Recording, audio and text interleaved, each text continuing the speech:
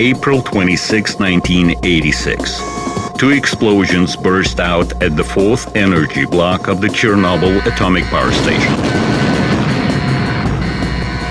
It was a catastrophe.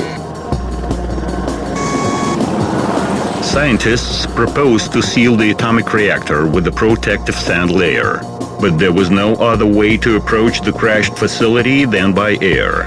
Such task could be carried out only by helicopter. One after another, machines flew toward the energy block to drop sand over the target. Helicopters had to hover right over the epicenter. Temperature was reaching 200 degrees Celsius. Radiation 1,000 times exceeded all possible norms. Under such dramatic circumstances, helicopters and pilots showed their best.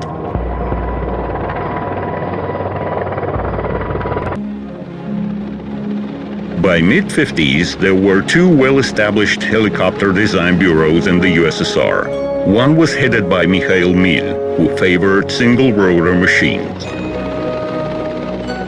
The other bureau was headed by Nikolai Kamov, designing coaxial rotor helicopters. Both bureaus obtained fundamental experience in resolving problems of either layout. Quite capable helicopter units were already developed. Transmissions, gearboxes, blades. A new power plant was required for the transition to a new qualitative level. Since the appearance of the gas turbine engines, the idea of putting them on helicopters never left designers' mind. Of course, such engines had deficiencies, but they were insufficient as compared to advantages. The gas turbine engine was easy in maintenance and could be turned on even at low temperature. Moreover, the weight-to-power ratio was attractive. Piston engines did not allow to make a helicopter larger. Now this limitation was gone. The first Soviet helicopter with the gas turbine engine was the huge Mi-6. This mass-produced rotary wing machine served as a new means for the relocation of troops and combat equipment and responded to the main military task of those years: units' quick escape from a nuclear attack. The Mi-6 cargo cabin allowed to transport the same cargo volumes as the An-12 transport aircraft could. The main achievement of the Mil Design Bureau was creation of a rotor system of such an enormous machine. The worldwide experience at that time was against building helicopters of such size and payload. Its 5-blade rotor had 35 meters in diameter. A unique gearbox was needed to transmit power from the engine to such a big rotor. Mil found an elegant solution of this complicated problem. He also found an optimum layout of the entire power plant from the point of view of center of gravity. Two engines were placed in the upper part of the fuselage. Such layout became classical for all helicopters with gas turbine engines. This machine first took off in summer 1957. It was piloted by test pilot Rafael Kaprilyan.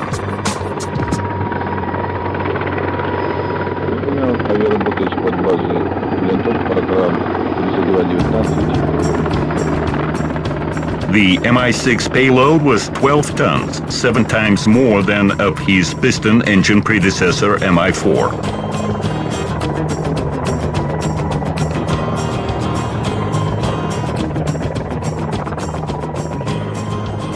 Surprisingly enough, Mi-6 had not only the highest payload capacity, but it was the fastest helicopter in the world. Thanks to the wing it was equipped with, Mi-6 reached speed of 340 kilometers per hour. For the development of such a unique machine, the American Helicopter Association awarded Mikhail Mil the Sikorsky Prize.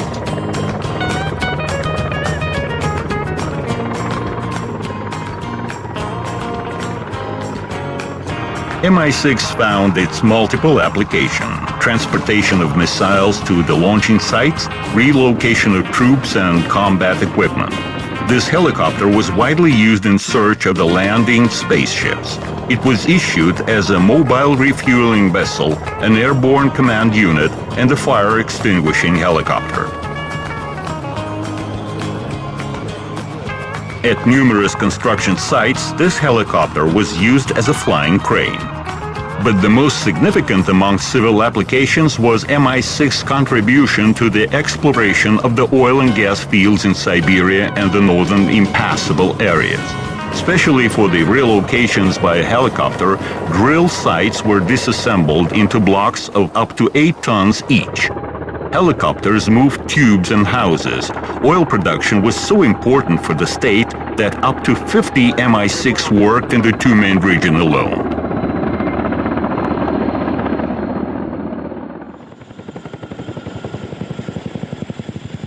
A helicopter of the same class was developed in the Kamov Design Bureau as well. It was called Ka-22.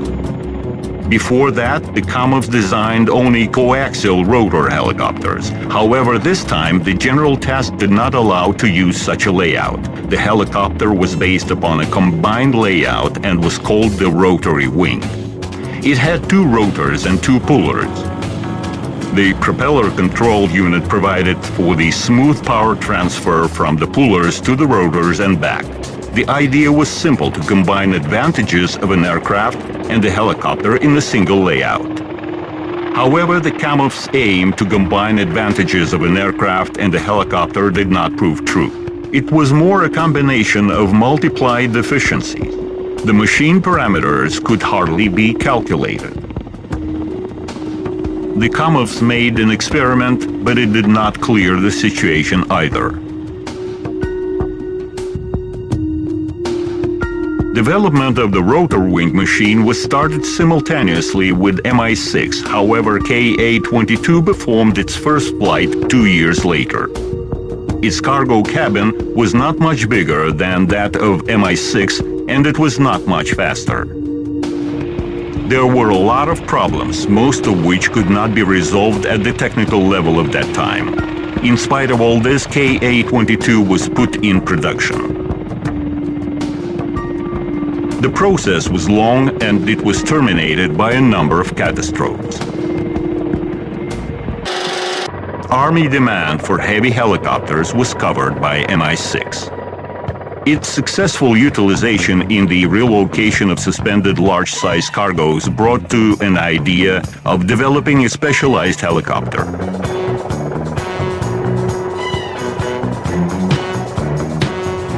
In 1958, the Mill Design Bureau offered an optimized layout of Mi-6. The voluminous fuselage was made more compact, and the lesser weight allowed to increase the payload. That's how the Mi-10 crane helicopter appeared. The Army was, of course, its first customer. The plan was to have special cargoes, the nuclear charges, suspended on the helicopter. Civil application of this helicopter was no less advantageous, especially in bringing cargoes to difficult-to-access areas. The helicopter was proudly demonstrated at national parades and foreign exhibitions. In 1965, Mi-10 and other Soviet helicopters were getting to the exhibition in France all by themselves. They had to cross 6 European countries, and everywhere Soviet helicopters attracted a lot of public attention.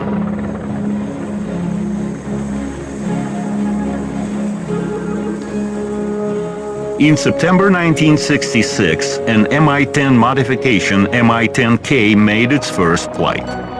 This machine managed to get rid of excessive weight dictated by its initial military application. Gear legs became shorter. All glass cockpit of the pilot-operator appeared under the fuselage, allowing to control the helicopter during construction and installation works. Although the helicopter had a significant deficiency, high vibration at low speed, such was a typical working speed for Mi-10, and this peculiarity accompanied the helicopter throughout its entire life. But even in spite of such a deficiency, economic effect of Mi-10 was impressive. Operations were done several times faster and cheaper. Moreover, there were works that could be done only with the help of Mi-10. For example, putting electric line supports in place or construction of TV towers.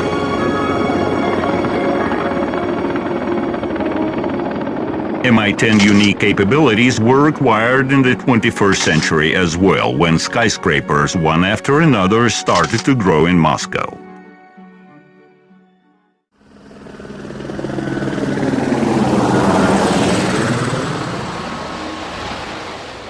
George Washington, the first nuclear submarine, was commissioned in the USA in February 1959. It could carry 16 ballistic missiles. The main task for the Soviet Navy was not to lose sight of the menacing enemy. Its submarines were fast and quiet.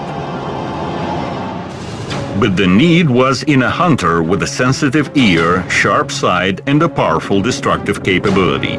A deck-based helicopter could perform the role of such a vengeful harpoon.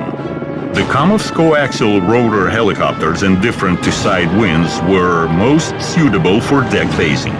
Nikolai Kamov developed his Ka-25 anti-submarine helicopter with the total support of the Navy's Supreme Commander, Sergei Gorshkov. This machine performed its first flight in spring 1961. In summer of the same year, it was shown at the Tushino Air Parade. Helicopter carried impressive-looking missiles. However, they failed to frighten the potential enemy. The dummy missiles could be well identified with unaided eyes. Ka-25 was commissioned at the end of the 60s to join long-term naval cruises. Сотый, задание разрешаю. Сотый, понял. Опустить гидрофон. Есть.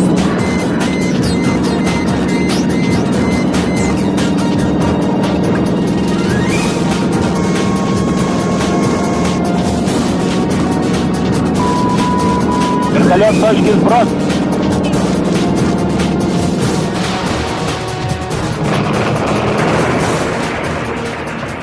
Ka-25 was made in two simultaneous versions, an anti-submarine helicopter detecting and destroying submarines, and a target designation helicopter, a kind of a cruiser eye watching within a range of 250 kilometers. For its time, the helicopter had an impressive equipment, a radar, sonobios, self-homing torpedoes, and D-bombs. Взлет группы разрешаю.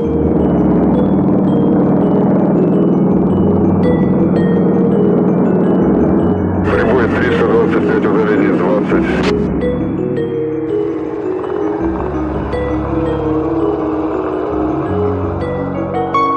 The coaxial helicopter's ability for stable hovering was used in the Ka-25 crane version development.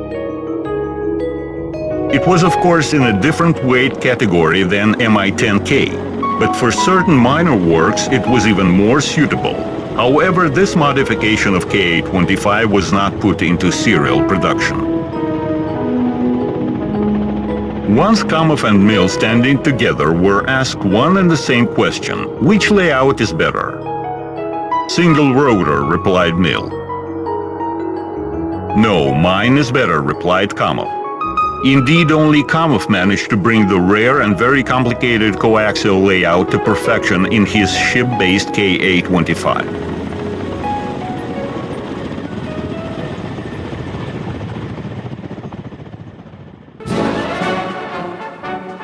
At the turn of the 50s and 60s, armament was growing bigger and heavier, requiring larger helicopters with greater payload.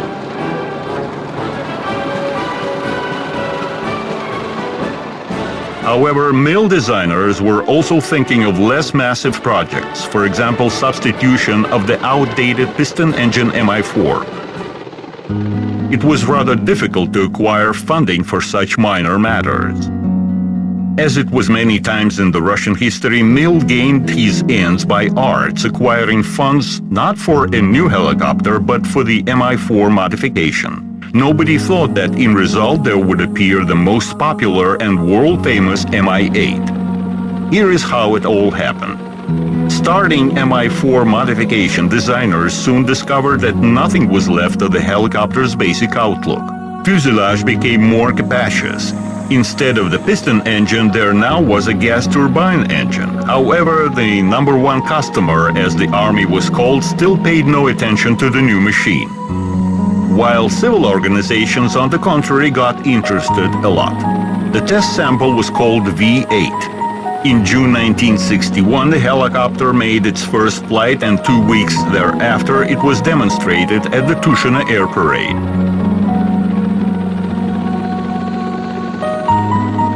A life-changing event in the history of this helicopter came in summer 1962, when V8 was equipped with 2 new engines. They were called TV2117 and were developed in the Young Design Bureau of Sergei Izotov.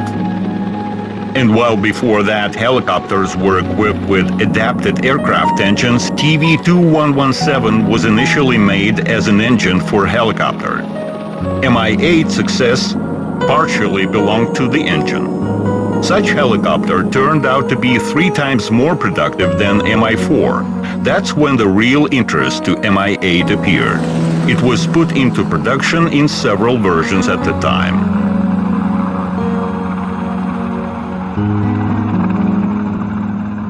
Its popularity, both with the Army and civil organizations, grew like an avalanche. And not only inside the country, abroad customers lined up for the helicopter. The initial Mi-8 layout turned out so successful that dozens of modifications were made on its basis. But the most significant step in the helicopter's modernization was about to come.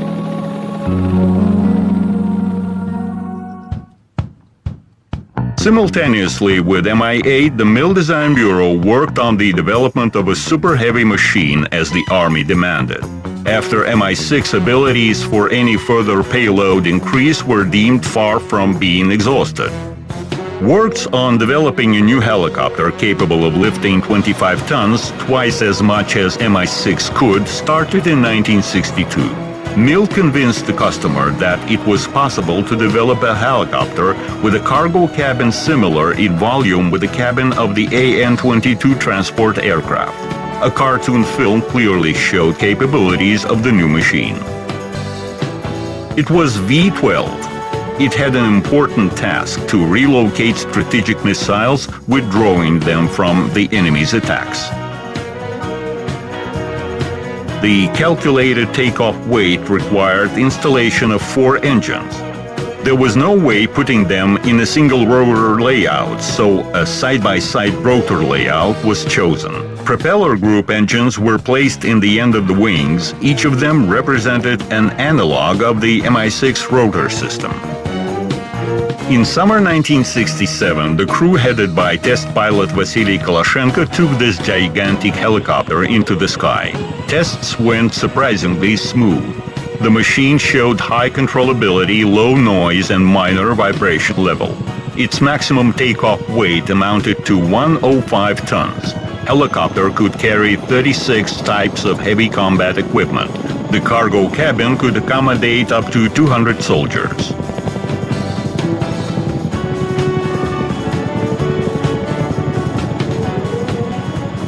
V-12 set several world records, in particular lifting 40 tons of cargo to an altitude of 2 kilometers.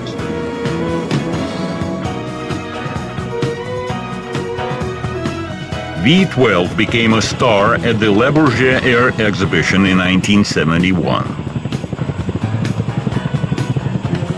Everything went on fine. A special factory was being prepared for the V-12 production. But in January 1970, Mikhail Mil died, and the customer turned its order for the helicopter down.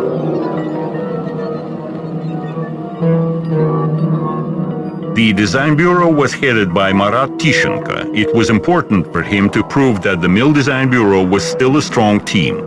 A significant and efficient project was required.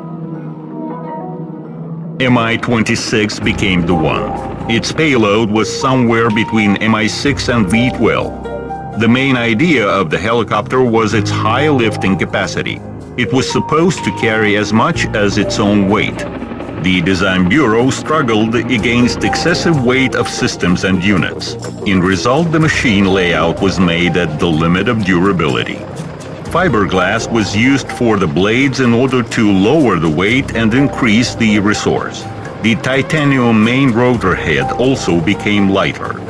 However, the rotor system weight reduction aggravated the outer rotation when the helicopter had to descend with the shut-off engines by using energy of the winding rotor. The first liftoff took place in December 1977. Mi-26 was piloted by the crew of test pilot Gurgen Karapetyan. Further test flights showed correctness of calculations. The helicopter had impressive capabilities of transporting heavy and bulky cargoes. The machine was of high demand. It started to arrive in the combat units in the end of the 80s.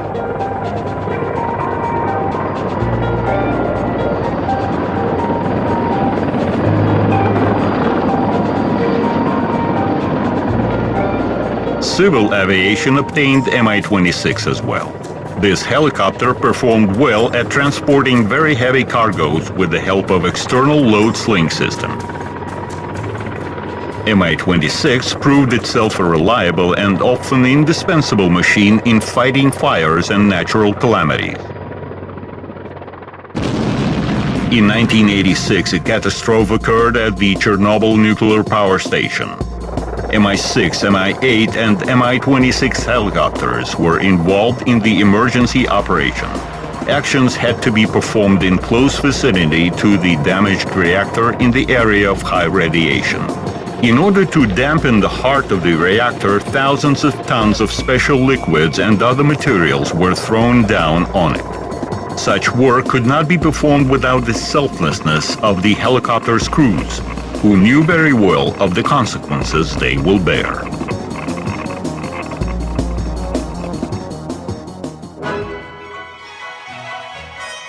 Together with gigantic machines, the Mil Design Bureau continued to pay attention to minor helicopters. In order to substitute Mi-1, a new helicopter of the same class but with bigger transportation capacity was required. The machine was called Mi-2. Aeroflot was the interested party in the first place.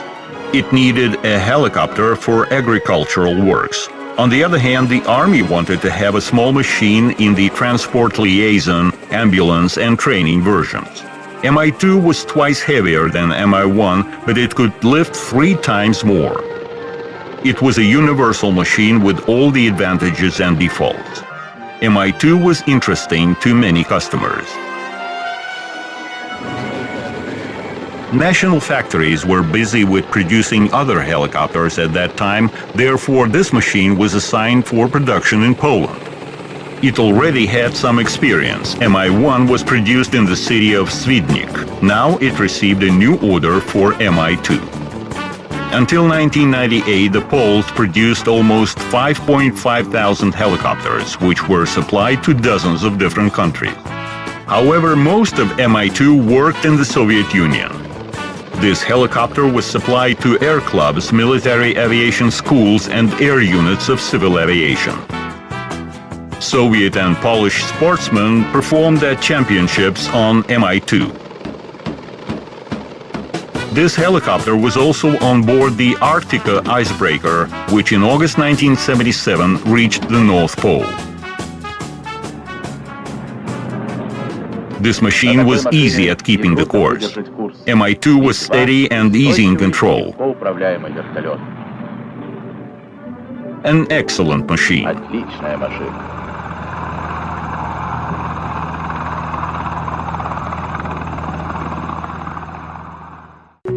The other light helicopter of the same class, Ka-26, was designed by the Kamov Design Bureau.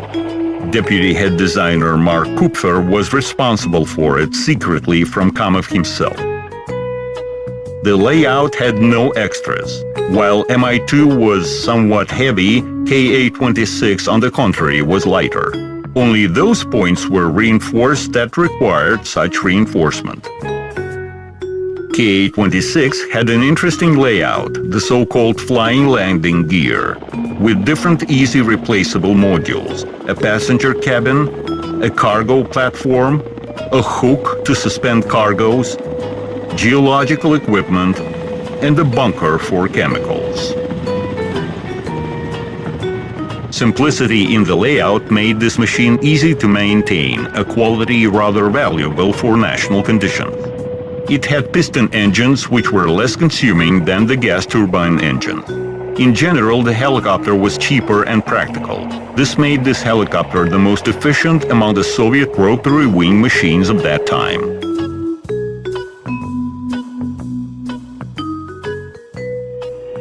Among many professions mastered by this helicopter, the main was agriculture. It was in this sphere that the capabilities of this helicopter were most noticeable. It became a reliable assistant to agro-technologists in the struggle against illnesses and pests. This helicopter could sprinkle up to 600 hectares of vineyards with a high agro-technical effect and could substitute up to 45 sprinkler tractors on such works.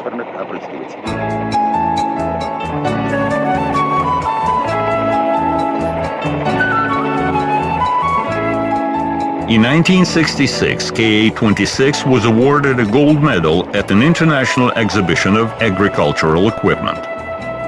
The machine was the first Soviet helicopter certified under the American flight qualification. A total of 850 such helicopters were built, of which 150 were sold around the world.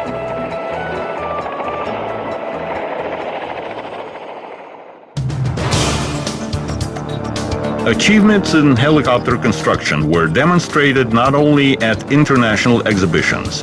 At rendezvous of the Soviet and American Navy ships in the Mediterranean Sea, they could not help but exchanging helicopter curtsies. There you are, a Sea Sprite anti-submarine helicopter takes off from an aircraft carrier.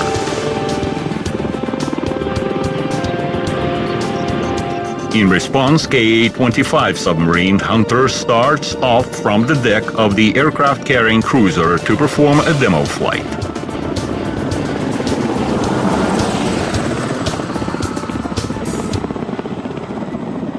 Ka-25 was good at discovering submarines, but the potential enemy developed new submarines with greater diving and lesser noise level. A qualitatively new helicopter equipment was required to hunt and destroy them, and helicopters were supposed to cover a wider patrol area.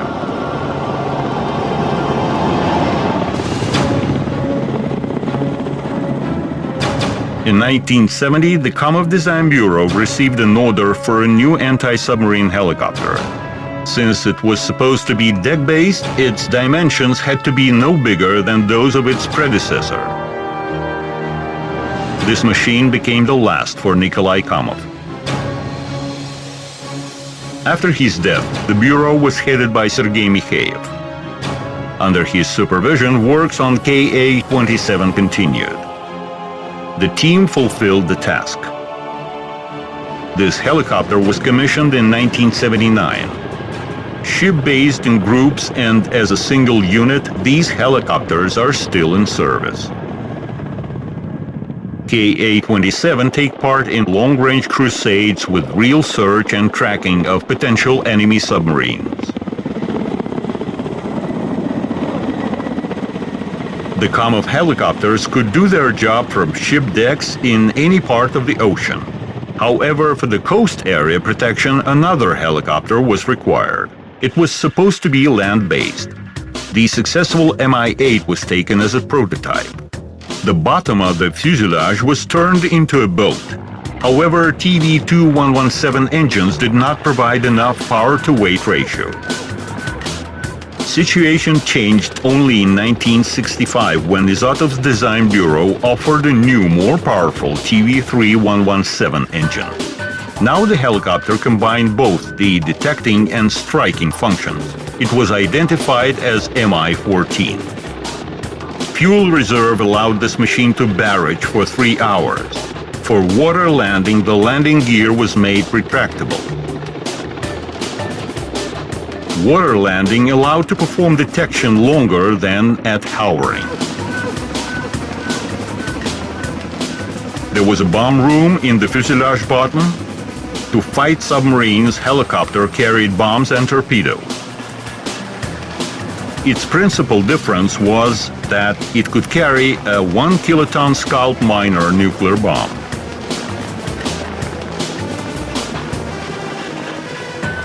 Helicopter had three main modifications: anti-submarine, minesweeper, and rescue.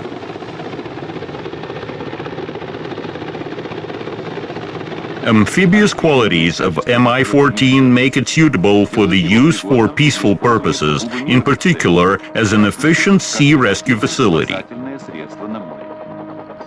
With the help of an external hoist and various other equipment, victims could be fished out of water and taken on board.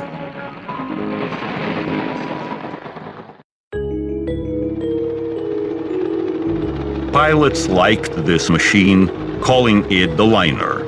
And it did comply with such definition. It had minor vibration, long flight, and impressive dimensions. Technicians, on the contrary, had to clean and dry the helicopter after each flight to avoid corrosion.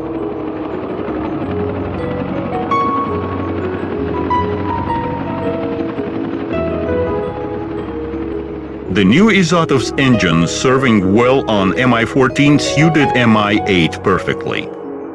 It was a lucky chance to improve capabilities of the latter. Just like Mi-8 once shared its fuselage and the rotor system with Mi-14, now the latter passed its power plant to Mi-8. The helicopter obtained a new life. Its modification was called Mi-8MT.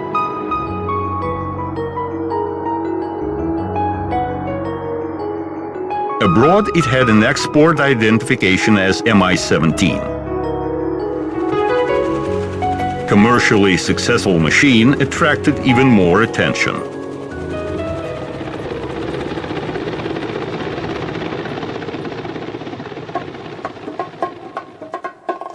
In the beginning of the 60s, the Mill Design Bureau came up with an idea of a transport combat helicopter, an airborne analog of the infantry combat vehicle. It was needed for the assault forces landing and troops fire support. Correctness of such an approach was proved by the combat activities in Vietnam. There, Americans were successfully using helicopters, although assault forces landing and troops fire support were performed by different types of helicopters. The first task was carried out by Irokuz, while the second by Hugh Cobra. The Mill Design Bureau decided to combine both tasks in one machine. The Mi-8 rotor system and most of its units were used for the new helicopter. It was called Mi-24. The pilot and operator gunner were put inside an armored cockpit. In the first version, it was united, but this made both pilots vulnerable at the same time. Visibility from such a cockpit was not at all the best one. In 1971, the cockpits were separated. Well protected, they were placed one after another at different levels for better visibility. The cargo cabin allowed to carry 8 soldiers.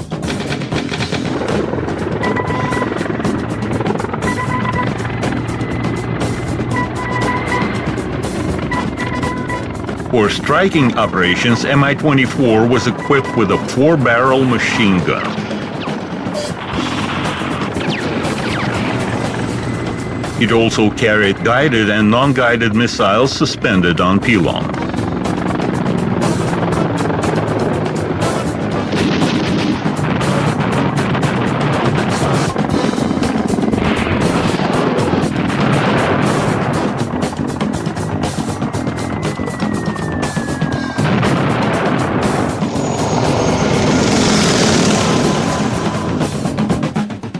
The other version, with 2 fixed 30mm cannons, was no less menacing.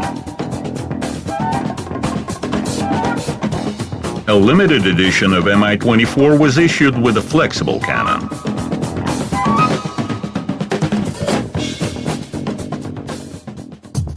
Mi-24 received its fire season in Afghanistan. That war could be called a helicopter war. With no roads and lots of mountains, helicopters soon turned from support into the main and indispensable force. Assault troops landing and their fire support, performance of strikes, ground vehicles escorting, and airdromes protection, you just name it. Нахожусь к заданному квадрату. Получатель, наблюдаете? Наблюдаю. Работу разрешаю. All described above totally refers to the MIL Mi-8. A combat group would, as a rule, consist of 2 Mi-8 and 2 Mi-24. New tactics was mastered. Interaction of the two machines in Afghanistan was brought to perfection.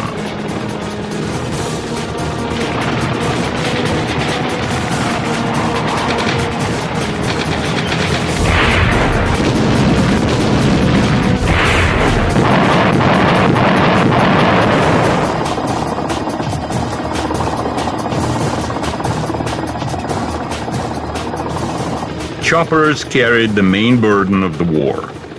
By 1988, there were over 300 helicopters fighting in Afghanistan, performing 5 to 6 flights per day. So many lives were saved. For many, a dear chopper was their last hope. They were coming to rescue under the enemy's fire, sometimes beyond any flight norms and limits. Helicopters were returning from a fight heavily riddled, having little time to spend on repair. Those machines showed how viable, enduring, and unpretentious they were.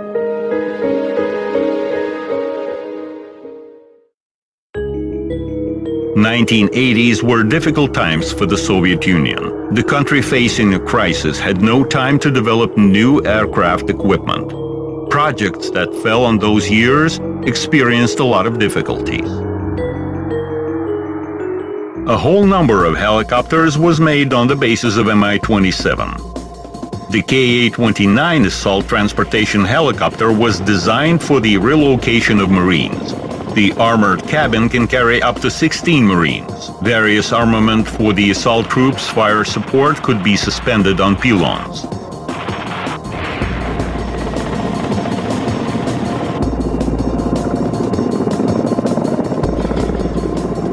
One of Ka-27 modifications was Ka-31, the radar watch helicopter. Its task was to search for the sea surface and airborne targets. The Ka-32 civil version was used for transporting cargo. It has a fire-extinguishing version. In mid-80s, Mi-2 flying for clubs was substituted by a light training Mi-34. Its layout can bear triple G loads and could perform aerobatics not typical for helicopters.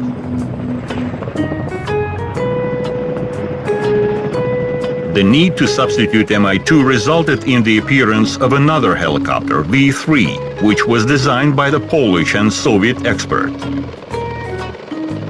V-3 was supposed to become a mass helicopter, however, political events in Poland crossed out such plans.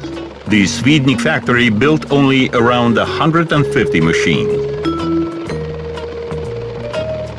The 90s brought new life to the light Ka-26. Instead of the piston engine, this helicopter was first equipped with one and later another gas turbine engine and was turned into a new Ka-226 helicopter.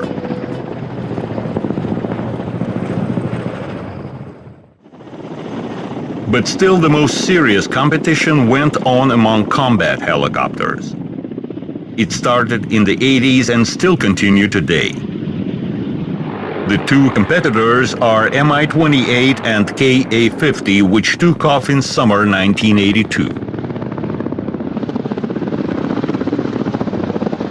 Development of those machines was assigned by one and the same resolution of the government. The entire Mills experience of the combat helicopter's utilization stood behind Mi-28. The Comets, traditionally servicing the Navy, took up the ground topic for the first time. The Air Force did not put any specific assignment, and designers of both teams started to develop their combat helicopters based upon their own way of thinking. The two concepts were almost the same: a flexible platform for various types of armament. By that time, automatics and electronics reached a certain level of perfection, and the Comets thought that a pilot would handle both piloting and gunning all by himself. Ka-50 was made single-seated. The Mills were closer to a more viable concept accepted around the world: a two-seated helicopter with separate functions of the pilot and the gunner. Both helicopters obtained protection of the cockpit and the most important units. Engines on both machines were located on the sides for the sake of viability. For the first time in the world, Ka-50 was equipped with emergency escape system, including a catapult and blades blow-off function. Mi-28 was equipped with no less interesting crew survival system, a special gearbox absorbing the shock at emergency landing. Armament of both helicopters was practically identical: a flexible 30mm cannon, guided and non-guided missiles, including air-to-air class. Each party tried to prove advantages of its machine. But the political situation in the country changed and funding was reduced.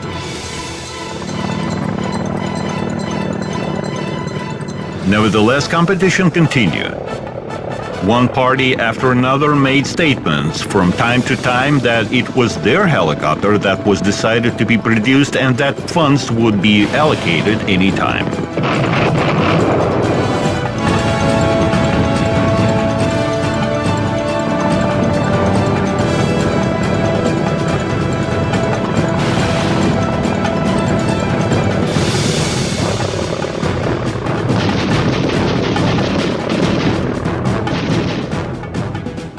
In the 90s, with the air shows taking place in Zhukovsky, each company started to appeal to public, offering it to be the judge.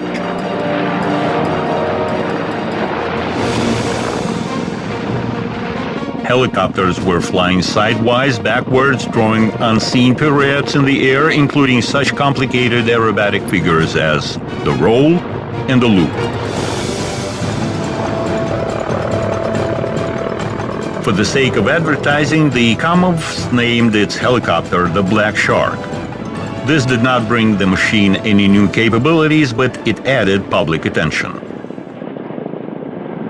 The peak of the helicopter's promotion was a feature film made in the beginning of the 90s with the Black Shark starring.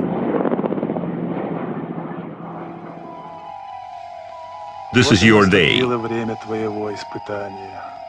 This moment was supposed to happen. You are born to fight. Well, dear, feeling sad? Me too. Everyone feels the same when leaving home. You're growing up. This is your first task. I know you will succeed. You can do a lot better than the others. All the best to you.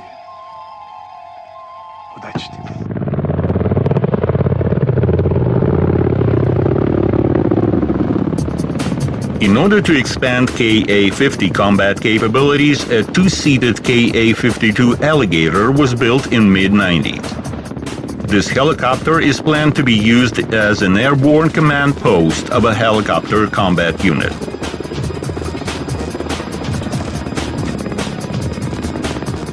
The Comov Design Bureau issued another new helicopter, the multi-purpose Ka-60. Designers stepped off their traditional coaxial layout, making a fenestron-type tail rotor.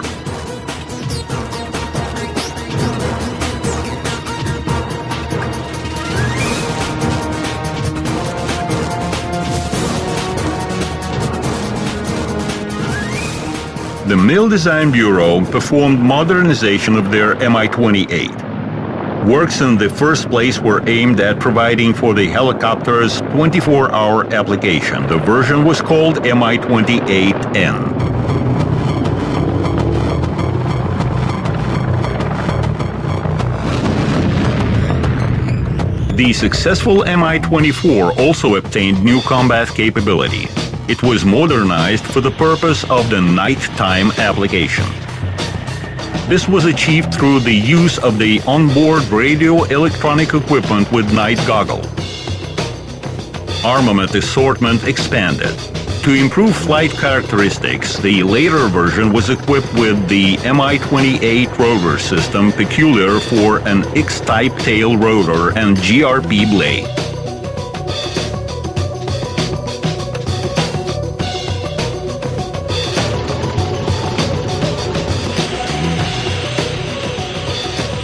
Mi-24 was and has been imported to more than 20 countries of the world. It took part in 40 military conflicts. Among other machines, this helicopter could be called the most militant. Mi-24 is the main helicopter used in the army aviation of modern Russia.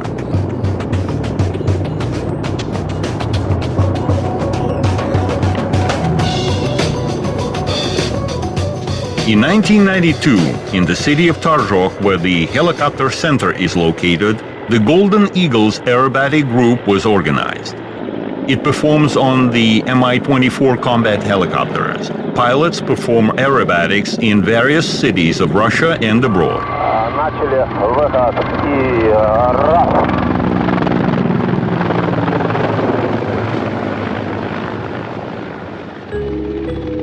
Mi-8 continues its successful flight career. Its new military and civil variants appear. Mi-8 is now the most popular helicopter in the world. In the history of the world helicopter construction, Mi-8 has no match in its class. Its total production has amounted to 12,000 machines. There is probably no country where this helicopter did not operate. In terms of popularity and reliability, Mi-8 can be compared with Kalashnikov.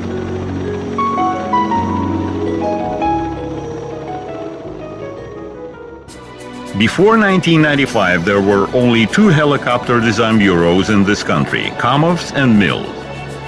Since 1995, the Kazan Helicopter Factory's Design Bureau has been certified. It used to draw attention before, when it was a branch of the Mill Design Bureau. First stages of the new Mi-38 development took place at that factory. It was seen as a deep modernization of Mi-8, twice surpassing its predecessor in productivity. Mi-38 performed its first flight in December 2003. After becoming independent, the Kazan Design Bureau, despite many difficulties, has built several helicopters of its own. A multi-purpose Ansat, a reconnaissance Ansat 2RTSEC,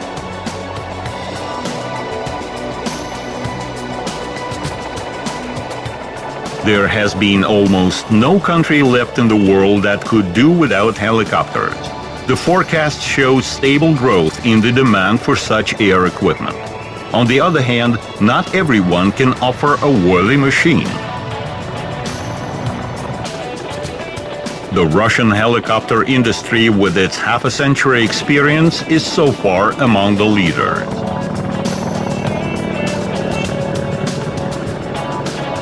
Keeping this position in the competition requires continuous efforts.